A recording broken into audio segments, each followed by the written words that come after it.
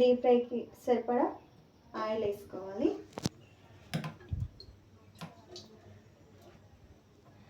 మనం మటన్ కర్రీని తాతల లాంటి మటన్ కర్రీ ఎలా చేసుకోవాలి అంటే, ఫస్ట్ మనం మటన్ తీసుకొచ్చుకొని ఒక గంట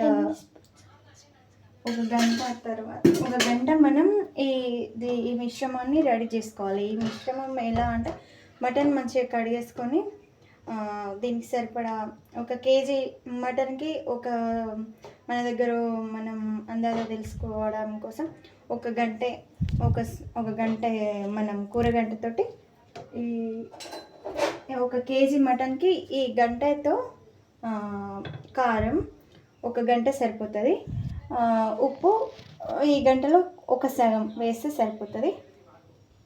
వేసి కొంచెం 1 స్పూను పసుపు వేసి కొంచెం ఆయిల్ వేసి మంచిగా ఈ మిశ్రమాన్ని అయితే కలిపి పెట్టుకోవాలి. ఫ్రిడ్జ్లో 1 అవర్ పాటు పెట్టుకున్న ఈ మిశ్రమం గంట తర్వాత ఇలా అవుతుందండి. మొత్తం ఆయిల్ మొత్తం ఊరుతుంది, పైకి లేస్తుంది.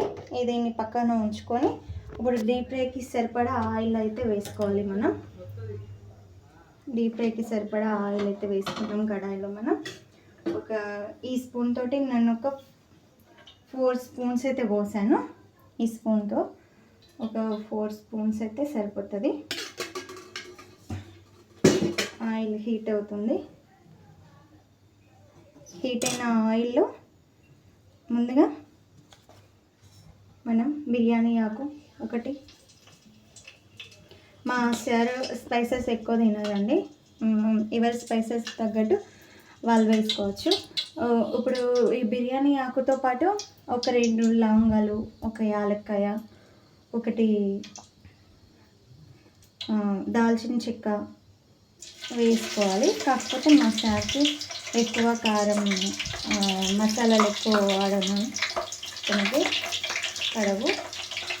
కాకపోతే తర్వాత ఆయిల్లో అది కొంచెం పైకి తేలగానే ఆనియన్స్ వేసుకోవాలి. ఆనియన్స్ కొంచెం వేగాయి అని తెస్తే మిక్స్ చేసుకోవాలి. పచ్చిమిర్చి వేసుకోవాలి.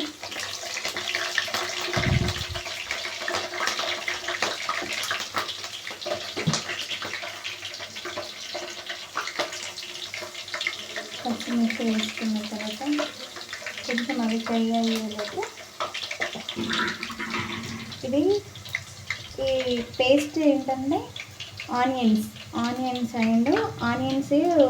కర్రీ వేసుకుంటాము అనేలోపు 3 లేదా 4 ఆనియన్స్ని కొంచెం ఆయిల్ వేసేసుకొని కొంచెం దోరగా వేయించుకొని మిక్సీలో వేసుకొని 2 లవంగాలు, 1 దాల్చిన చెక్క, 1 యాలక్కాయ, 1 జీడిపప్పు వేసుకొని మిక్సీ పట్టుకొని ఇందులోనే లాస్ట్కి అల్లం ఎల్లిపాయ తీసి ఇందులోనే పట్టుకోవాలి. నేను అల్లం ఎల్లిపాయ అనేది ఎప్పటికప్పుడు వేసుకుంటానండి. కర్రీ ఎప్పటికప్పుడు అల్లం ఎల్లిపాయ పేస్ట్ దంచి వేసుకుంటే కర్రీ అనేది చాలా టేస్టీగా ఉంటుంది, చాలా బాగుంటుంది. ఇప్పుడు ఈ పేస్ట్ని మనం ఇందులోనే వేసేయాలి.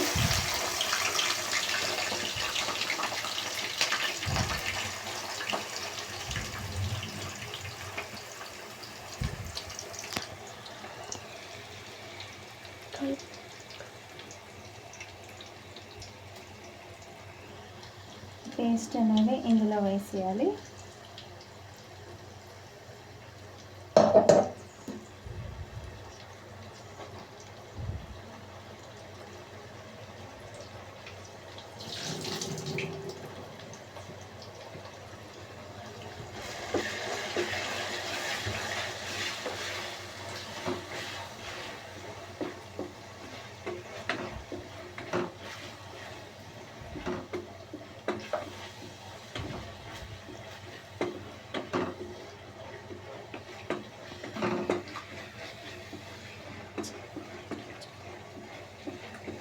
మటన్ కర్రీలో ఈ పేస్ట్ అనేది చాలా బాగుంటుంది.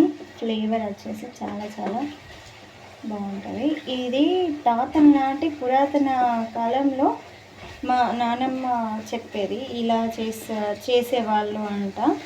అప్పుడు మిక్సీలో ఉండకపోవు కాబట్టి రోట్లో వేసి ఈ రోట్లో వేసి మంచిగా నూరేవాళ్ళంట ఈ పేస్ట్ని. ఇంకా ఈ పేస్ట్ అట్లా నూరడం ఇంకా చాలా టేస్ట్ వస్తుంది మటన్కి, కర్రీకి మంచి టేస్ట్ అయితే వస్తుందంట.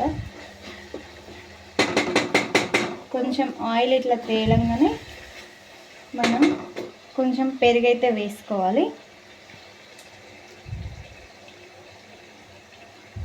కొంచెం వేసుకోవాలి పెరుగు, బాగా వేసుకోవద్దు. ఆ పెరుగు అనేది గ్రేవీని కొంచెం చిక్కగా చేసేస్తుంది, టేస్ట్ ఇంకా చాలా బాగుంటుంది.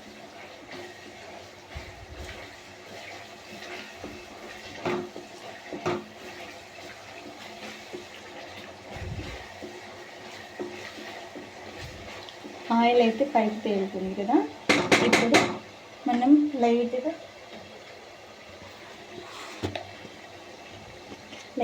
పసుపు అయితే వేసుకుందాం.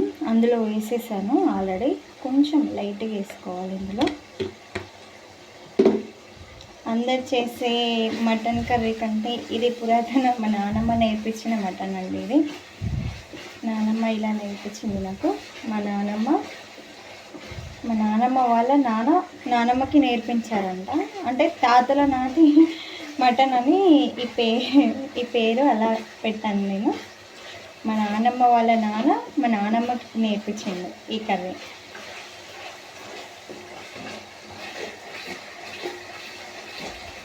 తాతల నాటి మటన్ కర్రీ ఇలా చేయాలి.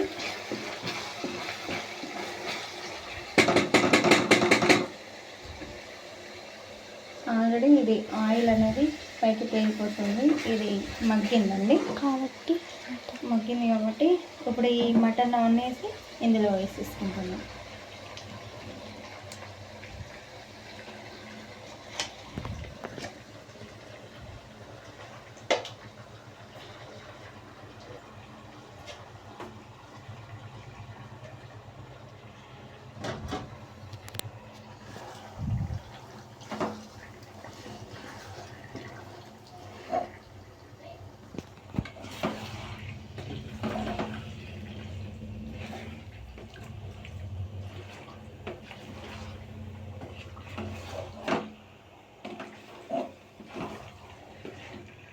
దీనికి టేస్ట్ ఎక్కడ వస్తుందంటే 1 అవర్ పాటు మనం కలిపి పక్కన ఫ్రిడ్జ్లో 1 అవర్ పాటు ఉంచుకుంటాం కదా, అది టేస్ట్ మటన్ స్పెషల్. చాలా చాలా బాగుంటుందండి టేస్ట్ అయితే. మా సార్